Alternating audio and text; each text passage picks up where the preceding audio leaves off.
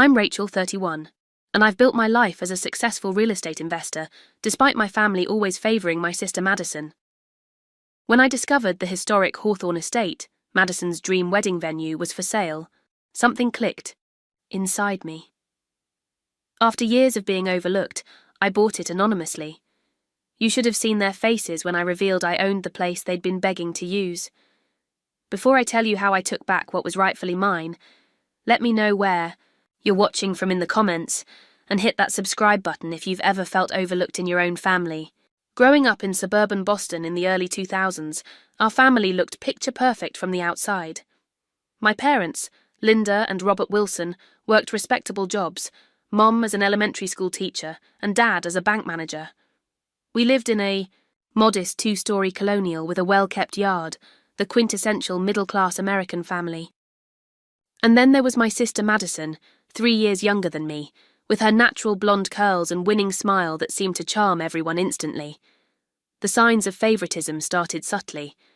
For my 10th birthday, I received a practical set of books I'd been asking for, served with a simple chocolate cake in our kitchen. 3 years later, Madison's 10th birthday featured a professionally decorated princess-themed party in our backyard with a bouncy castle, a magician, and custom-made cupcakes with her face printed on edible paper. Mum spent weeks planning it. Madison's more social, they'd explain. She needs these experiences. My bedroom featured second-hand furniture painted white, functional bookshelves filled with library books, and walls covered with academic achievement certificates.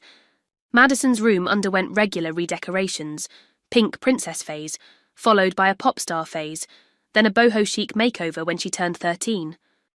Her walls displayed professional photographs of her winning smile, while her closet overflowed with new clothes.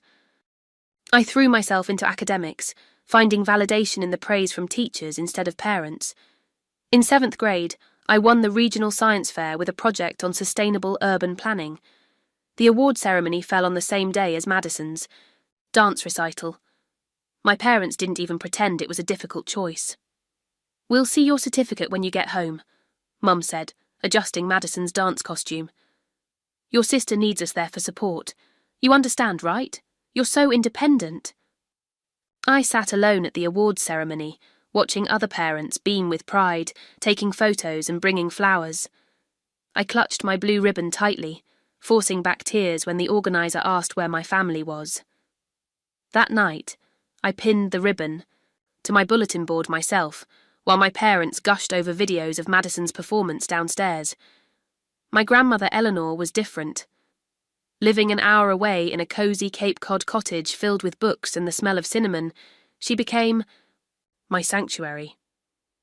During weekend visits, she'd listen intently to my thoughts, dreams and accomplishments with genuine interest. "Rachel," she told me one afternoon as we baked cookies together when I was 12, "some people shine like glitter, catching everyone's eye immediately. Others shine like diamonds, requiring more attention to discover their true value. You're a diamond, my dear. Never forget that your worth isn't diminished because some people are too impatient to look closely." That became my mantra through years of watching Madison receive new clothes while I got hand-me-downs, seeing her mediocre report cards celebrated while my straight A's were expected, hearing my parents cheer wildly at her average soccer games, while they checked emails during my debate team finals. I learned self-reliance young. By 14, I was cooking my own meals, managing my homework without help, and finding my own rides to extracurricular activities. Meanwhile, Madison had our parents micromanaging her assignments, preparing special meals for her sensitive stomach, and driving her everywhere even when public transportation was available. "Your sister needs more support," became my parents' favourite phrase. "You're just naturally good at things, Rachel." What they never understood was that independence wasn't my natural state. It was my adaptation to their emotional neglect.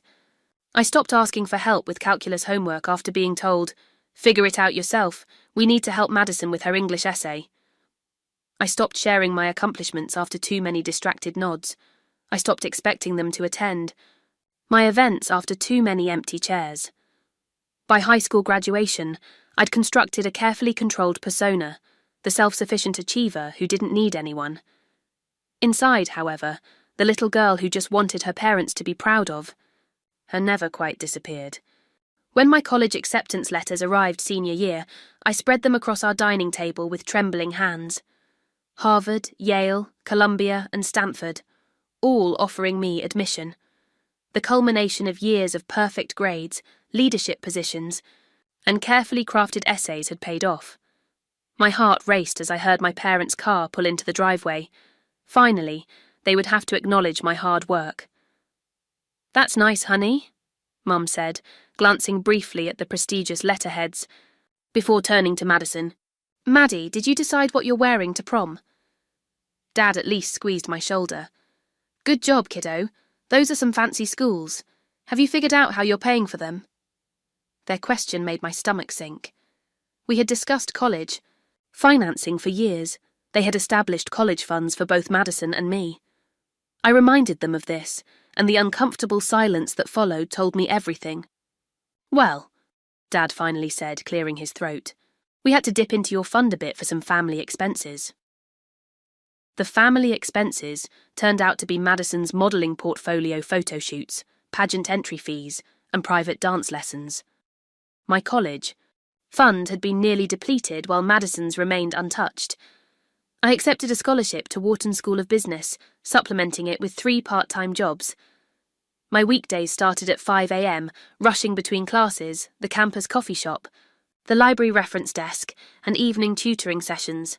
Weekends meant 12-hour shifts at a local restaurant. While my classmates enjoyed football games and fraternity parties, I was calculating tips and finishing assignments during break times. Meanwhile, Madison enrolled in our local community college, taking general studies classes between modelling gigs. My parents covered her full tuition, apartment rent, and even gave her a monthly allowance. During one phone call, Mum mentioned casually that they had just helped Madison lease a new car because she needed reliable transportation for auditions. I was taking the bus in Philadelphia winter slush, wearing shoes with holes because I couldn't afford new ones that month. During my sophomore year Thanksgiving break, I returned home exhausted from finals and my hectic work schedule. I'd lost weight from skipping meals to save money and had dark circles under my eyes from sleep deprivation. "You look terrible," was Mum's greeting as I dragged my suitcase through the door. "You should take better care of yourself." That evening, Madison arrived 2 hours late for dinner, disrupting the carefully timed meal, but received only affectionate teasing. She spent dinner scrolling through her phone, interrupting conversations to show Instagram photos of her latest modelling shoot. "I'm thinking of dropping out," she announced casually over pumpkin pie.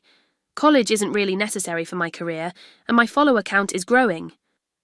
Instead of concern, my parents nodded thoughtfully. "You need to follow your passion," Mum said supportively. "We'll help you with the transition," Dad added. I couldn't hold back anymore.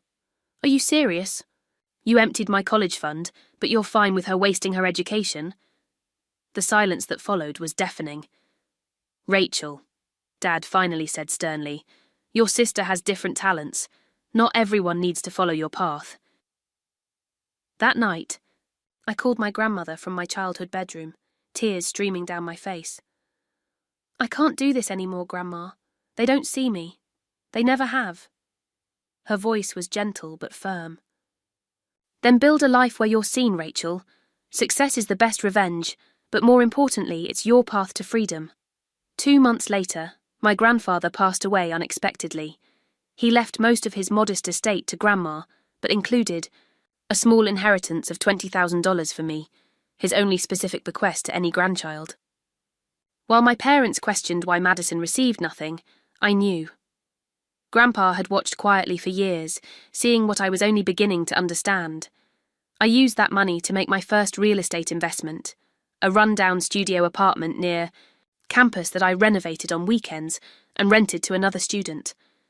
It wasn't much, but it was mine, the first thing that truly belonged to me alone.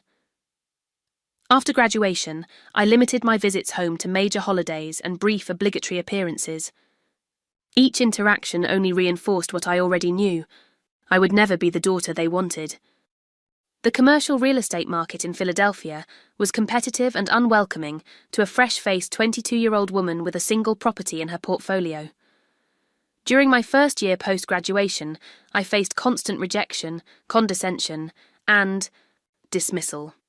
Senior brokers honey-ed and sweetheart-ed me through meetings before ignoring my calls. Property owners questioned my experience with thinly veiled skepticism. At a networking event where I'd spent my last decent money on a second-hand suit and professional hairstyling, a senior broker looked me up and down and said, "Real estate's a tough business, sweetie. Have you considered something more suitable?" That night, I sat in my tiny apartment, surrounded by market research and property listings, and cried until my throat hurt. Then I washed my face, made more coffee, and kept working. My breakthrough came when I met Victoria Reynolds, a 50-something real estate veteran with steel grey hair and a reputation for brutal honesty. After listening to my property analysis, at an industry seminar, she handed me her business card.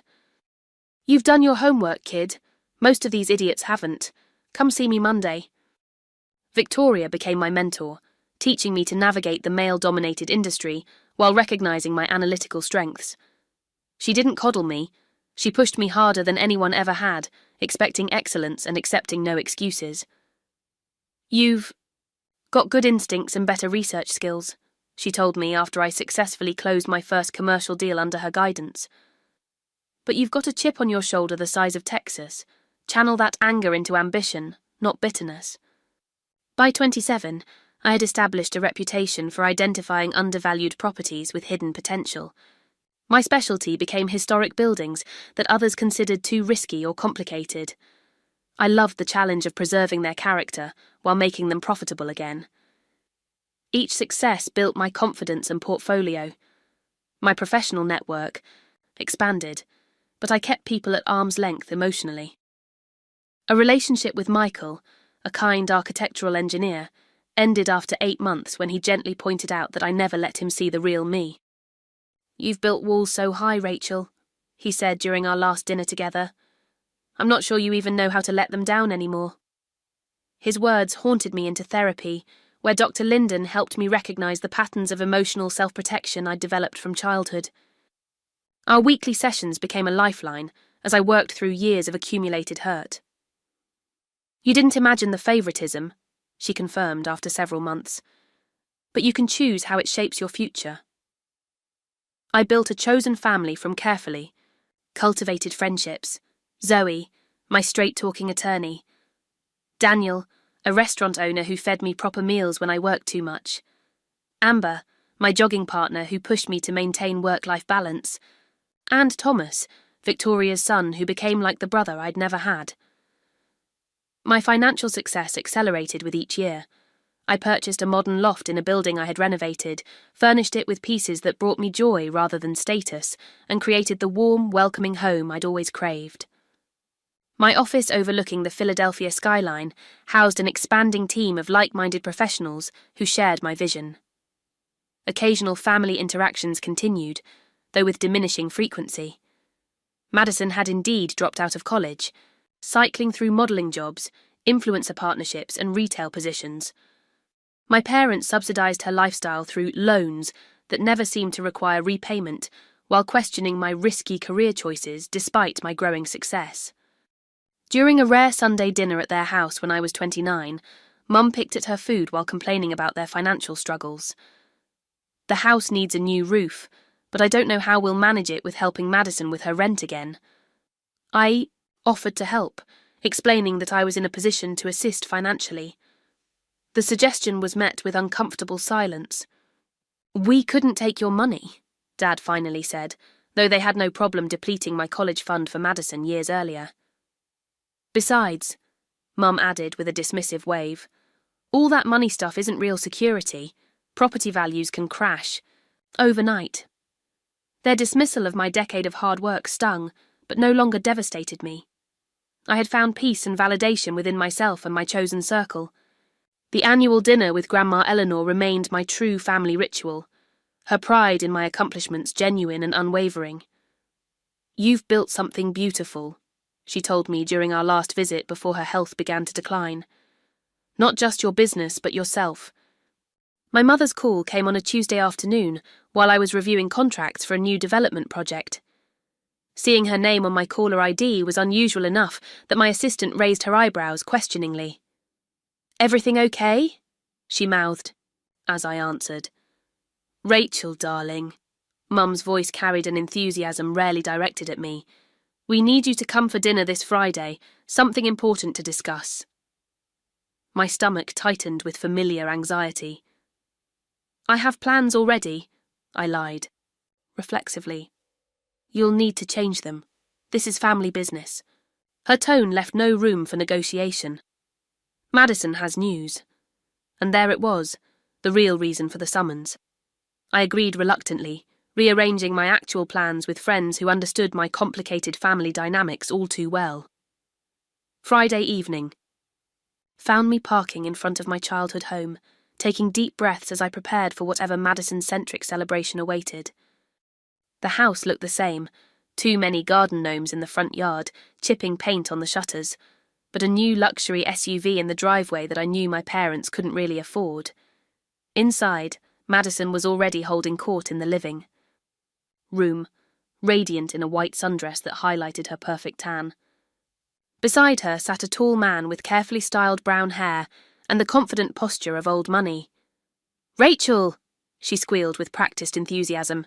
"Finally! I'm dying for you to meet James." James Thornton III, as he was formally introduced, came from Connecticut wealth, family money and pharmaceuticals, his own successful investment banking career, vacation homes in 3 countries, and all the polished charm of his privileged upbringing.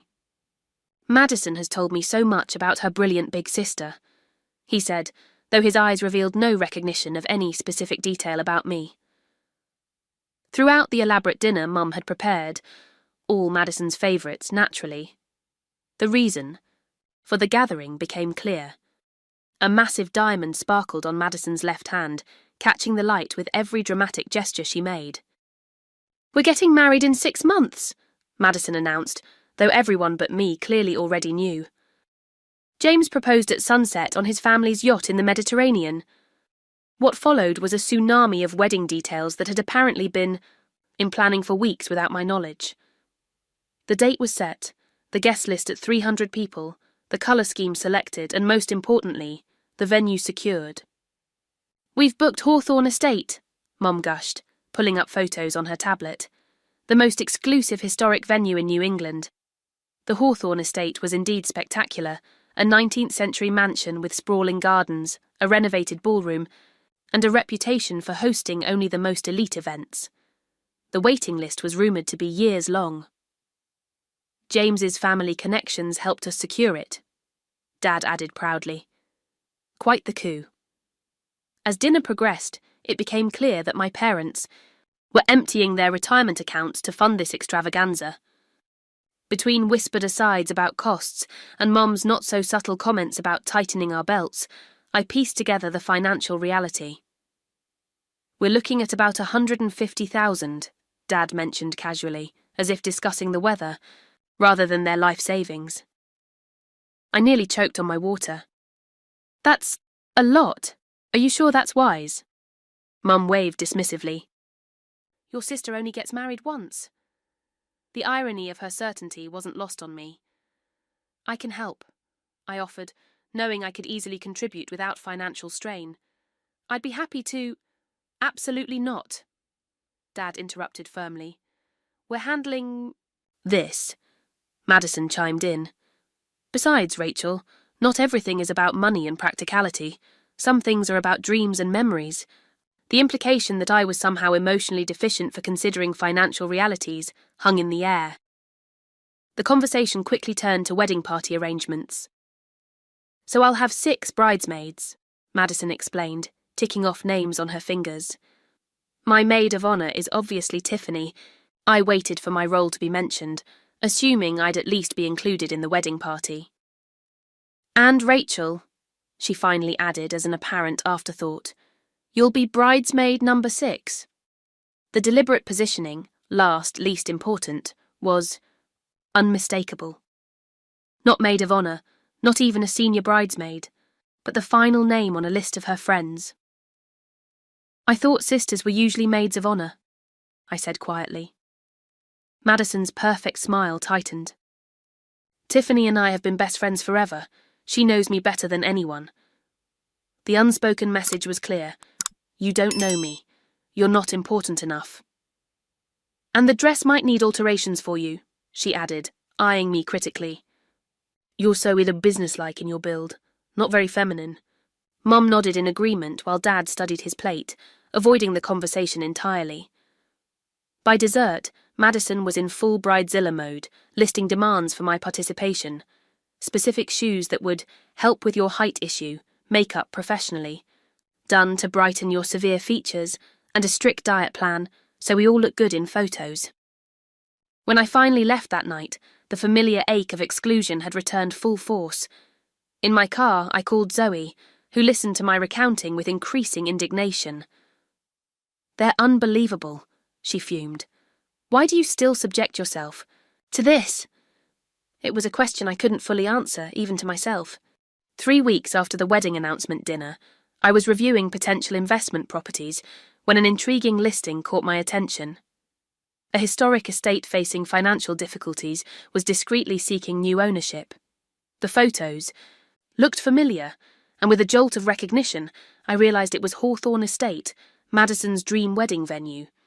Despite its prestigious reputation, the property had been mismanaged for years. The current owners, descendants of the original family, lacked the capital for necessary renovations and the business acumen to run it profitably.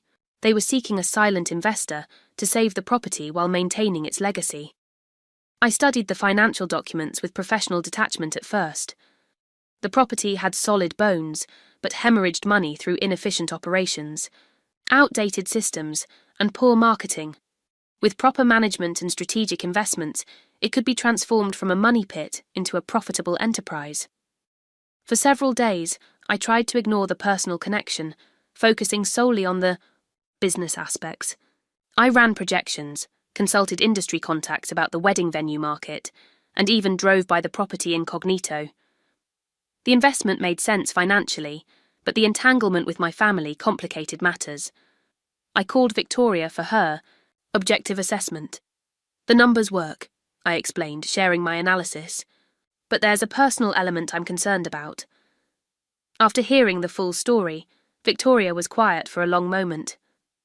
Rachel, she finally said, I've taught you to separate emotion from business decisions, but sometimes an opportunity serves both. The question is whether you're buying this property because it's a good investment or because you want revenge. Can't it be both? I asked. Her laugh was understanding. Just be honest with yourself about your motivations and be prepared for the consequences. That weekend, I visited my grandmother, whose health had been declining steadily. At 83, her body was failing, but her mind remained sharp. I sat beside her hospital bed, holding her fragile hand as I confided my discovery about the venue. I don't know if I'm considering this for the right reasons, I admitted. Grandma Eleanor's eyes, still bright with intelligence, studied me carefully. There's a difference between standing up for yourself and seeking revenge, she said softly. One heals you, the other keeps the wound open. How do I know which this is? She squeezed my hand with surprising strength. Ask yourself what you want the outcome to be. Do you want to hurt them, or do you want them to finally see you? Her question stayed with me as I drove home, weighing heavily on my mind as I considered my options. The truth was complicated. Part of me did want to hurt them the way they'd hurt me, but a deeper part just wanted acknowledgement, recognition of my worth, a place at the family table that wasn't an afterthought. The next morning, I made my decision. I would purchase Hawthorne Estate, but not as Rachel Wilson.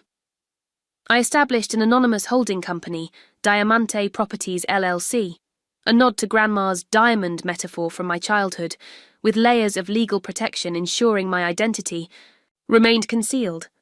The negotiations were complex, but progressed quickly. The sellers were motivated, and I offered fair terms that respected the property's heritage while addressing its financial realities. My team handled the details with discretion, and within 6 weeks, just 4 months before Madison's wedding date, I became the official owner of Hawthorne Estate. As I signed the final documents, my attorney raised an eyebrow. You know there are already events booked for the next year, she reminded me, including some very high-profile weddings. I nodded, keeping my expression neutral. I'm aware. We'll honour all existing contracts, with review, of course. That night, alone in my loft, I opened a bottle of champagne but found I couldn't celebrate. The mixture of anticipation, anxiety, and lingering doubt about my own motivations left a bitter aftertaste that even expensive champagne couldn't mask. 2 weeks after finalising the purchase, my phone exploded with messages from my family. Madison's hysterical voicemail came first. Rachel, the venue is saying there's new management and they're reviewing all contracts. What does that even mean? They can't do this to me. You know business stuff. Call me back right now. My parents' messages followed, each increasingly desperate. Dad's focused on potential legal recourse, while Mum's bordered on emotional blackmail. Your sister is devastated, Rachel. This is supposed to be the happiest time of her life. If you have any contacts or knowledge that could help. I waited, a full day before responding, using the time to finalise my approach. When I finally called back, I maintained a carefully concerned but detached tone. That sounds stressful, I sympathised. What exactly did they say? Madison sniffled dramatically. Some corporate entity bought the place, and now they're evaluating all agreements. They won't even tell us who the new owners are. It's all secret and hidden behind some company called Diamond Properties or something. Diamante, I corrected automatically, then quickly added, I assume, since that means diamond in Italian. Sounds like an investment group. Whatever, Madison dismissed. Can you help or not? James's family is embarrassed by this whole situation. They pulled strings to get this venue. I agreed to reach out to the new management as a favour, promising nothing but offering to leverage my real estate connections. Over the next few days, I orchestrated a careful charade, sending emails between my personal account and the venue's official address, which now redirected to a separate account I controlled. A week later, I arranged a meeting at Hawthorne Estate, positioning myself as an intermediary who had convinced the new ownership to discuss options. My family arrived first, Madison visibly distressed in oversized sunglasses, James looking annoyed at the inconvenience, my parents hovering anxiously. I arrived last, dressed in my most authoritative business attire. I've spoken with the management, I explained. They've agreed to honour the booking with some adjustments. Adjustments? Madison's voice rose dangerously. What adjustments? Standard contract revisions, I replied smoothly. Updated pricing to reflect current market rates, modified terms regarding vendors, limitations on guest behaviour. I presented the new contract I had prepared, watching as James reviewed the significant price increase with narrowing eyes. This is highway robbery, he declared. A 30% increase with only months to go? The previous owners were undercharging significantly, I explained with professional detachment. The new rates reflect the venue's actual market value. Madison began to cry, mascara tracking down her cheeks. They can't do this. It's my perfect venue. Daddy, do something. My father looked uncomfortable but determined. We'll find the money somehow. Over the following weeks, I continued the facade, introducing new complications with carefully timed precision. The exclusive caterer they'd selected was no longer approved. The extended reception hours would incur substantial additional fees. The custom lighting installation would require venue supervision at additional cost. Each change was technically justifiable from a business perspective, but designed to steadily increase both cost and frustration. With each new obstacle, my family became more desperate, reaching out to me as their only liaison to the mysterious new owners. The deception took an emotional toll I hadn't anticipated. I struggled to sleep, wrestling with guilt during restless nights. During therapy sessions, I avoided discussing the situation, knowing Dr. Linden would question my actions. My friends noticed my distraction, but attributed it to family wedding stress. 3 weeks before the wedding, with final arrangements still unresolved, my grandmother's health took a sharp decline. At her bedside, her lucidity coming and going, I confessed the full situation.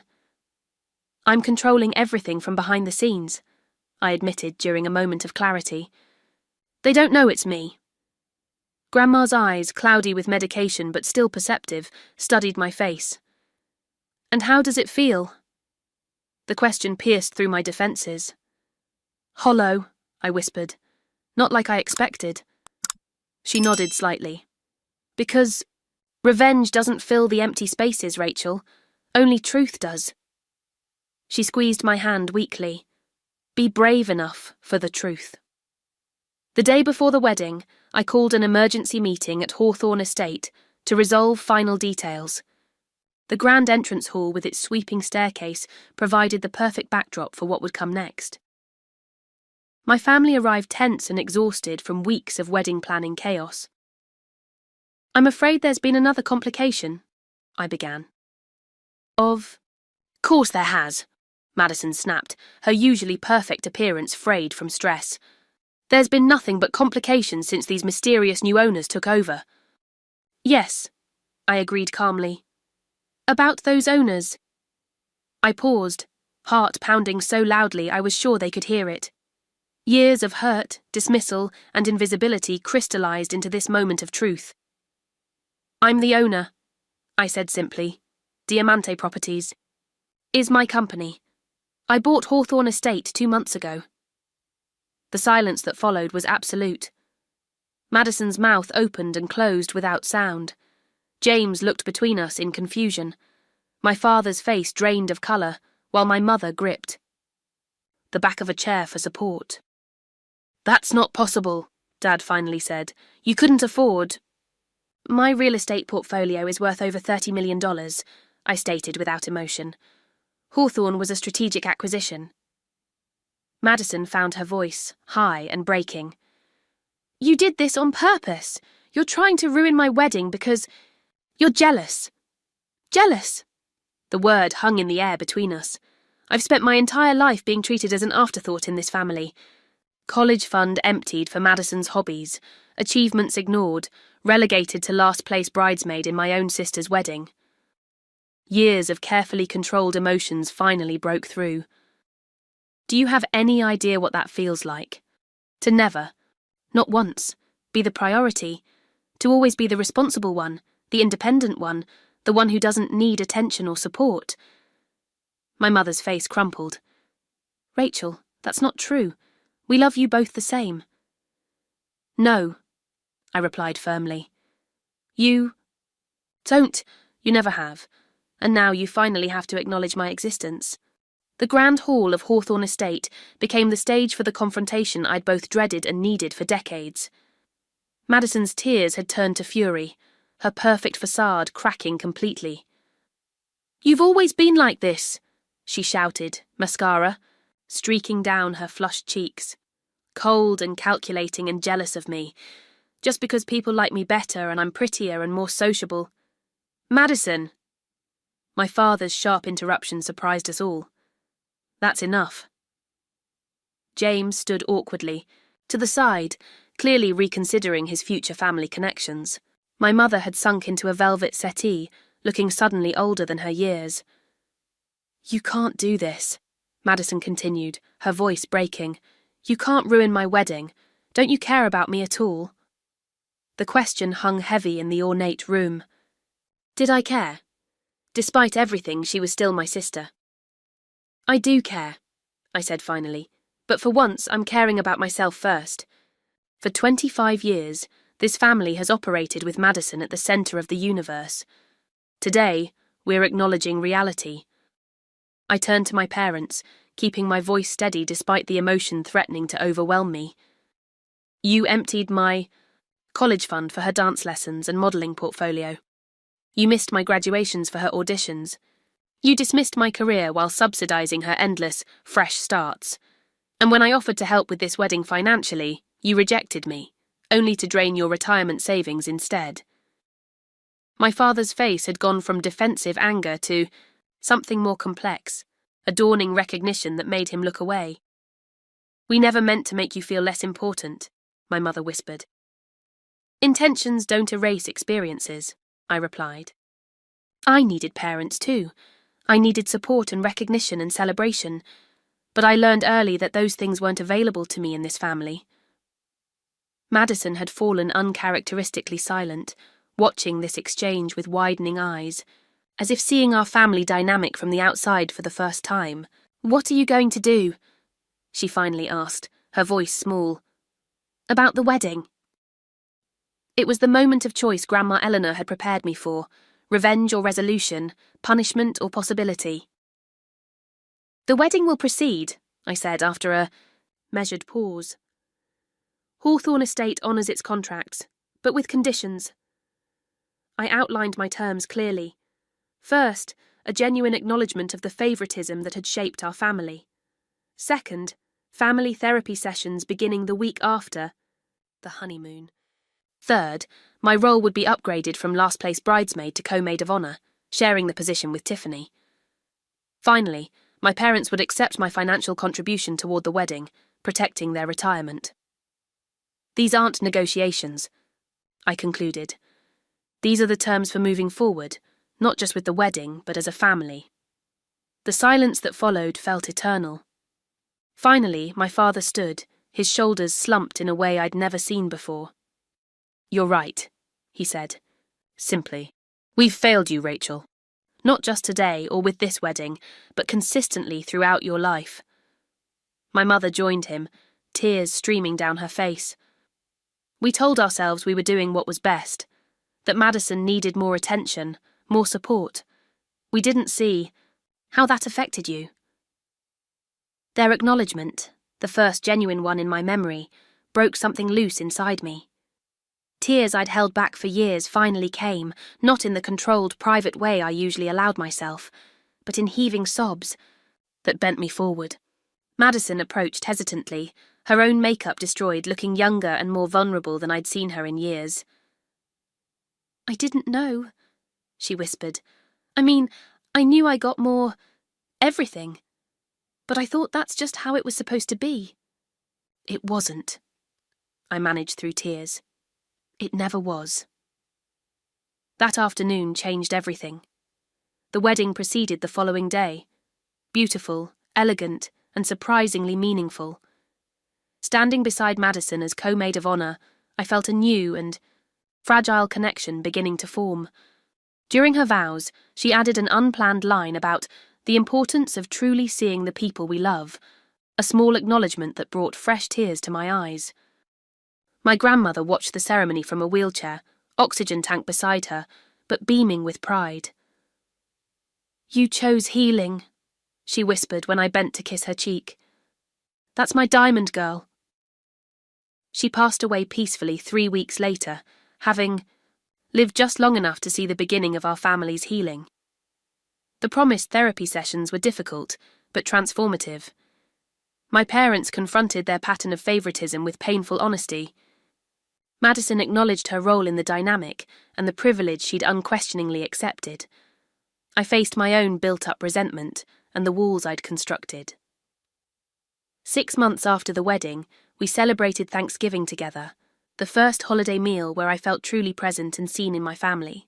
When my mother asked specifically about my latest project, with genuine interest rather than polite obligation, I realised how hungry I'd been for that simple recognition all my life.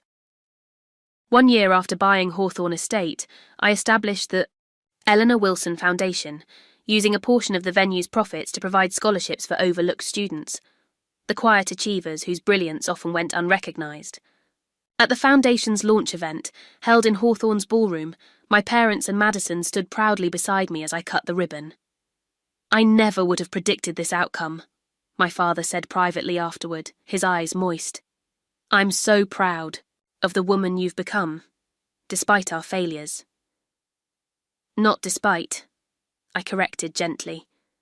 "Partly because of. Everything that happened shaped me. The pain and the healing both. The journey from invisible daughter to valued family member wasn't instantaneous or perfect. Old patterns occasionally resurfaced, requiring patient correction. But the fundamental shift had occurred. I was finally seen. Hawthorne Estate became my most personally meaningful investment, not because of the revenge it once represented, but because of the reconciliation it ultimately created. The venue that was meant to be my statement of power became instead a symbol of transformation. Sometimes visitors ask about the unusual name of the company that owns the estate, Diamante Properties. I simply smile and tell them it's a reminder that true value isn't always visible at first glance, but worth discovering nonetheless. What about you? Have you ever had to make yourself seen in your family? Drop a comment below letting me know if you've experienced similar family dynamics and how you handled them. Don't forget to like this video and subscribe if this story resonated with you. Remember that sometimes the most difficult confrontations lead to the most meaningful healing. Thank you for listening to my journey, and I hope it helps you find the courage to seek the recognition you deserve in your own relationships.